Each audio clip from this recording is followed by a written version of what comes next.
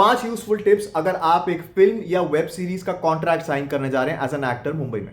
Total number of working hours जो होता है वो एक्चुअली 12 आवर्स होता है, लेकिन बहुत सारे प्रोडक्शन हाउसेस बोलते हैं 14 आवर्स में अग्री कर लीजिए, 14 घंटे, जो कि नहीं होता।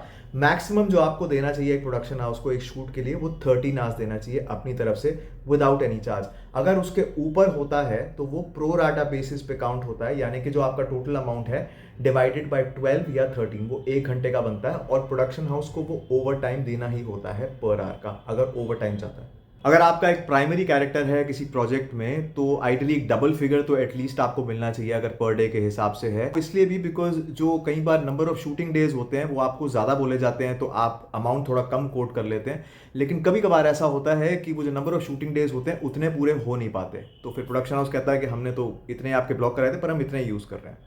ये क्लॉज कभी मत साइन कीजिए कि जो अगला सीजन है उसमें आपके कैरेक्टर को सिर्फ 10 to 15% ही रेज मिलेगी। यू नेवर नो, आपका कैरेक्टर इतना फेमस हो जाए कि आपको 2 या 3 गुना भी मिल सकते हैं उसके। So always play smart. आपको जो पेमेंट टाइम होता है वो 30 to 45 डेज, मैक्सिमम 60 डेज का रखना चाहिए। एज एन एक्टर आइडली आपकी डबिंग तक लाइबिलिटी बनती है एक प्रोजेक्ट की तरफ। हाँ, प्रमोशंस वगैरह के थोड़े अलग क्लॉजेस होते हैं, लेकिन 50% अपॉन शूटिंग और 50% पेमेंट आफ्टर द रिलीज मेरे ख्याल से सेंस नहीं बनता। बिकॉज एज एन एक्टर, और ये सिंटा की तरफ से भी रूल है कि आपको 90% आपकी पेमेंट आपकी डबिंग से पहले मिल जानी चाहिए और 10% डबिंग के बाद मिल जानी चाहिए। मेरी पर्सनल ओपिनियन में जितनी भी यूनियंस है मुंबई में एक्टर्स के लिए, सबसे हेल्पफुल और सबसे ज़्यादा जो मुझे यूज़फुल लगी वो है सिंटा की। स्पेशली अगर आपकी पेमेंट्स कोई प्रोडक्शन हाउस नहीं दे रहा और लटका रहा तो सिंटा बहुत बहुत हेल्पफुल है।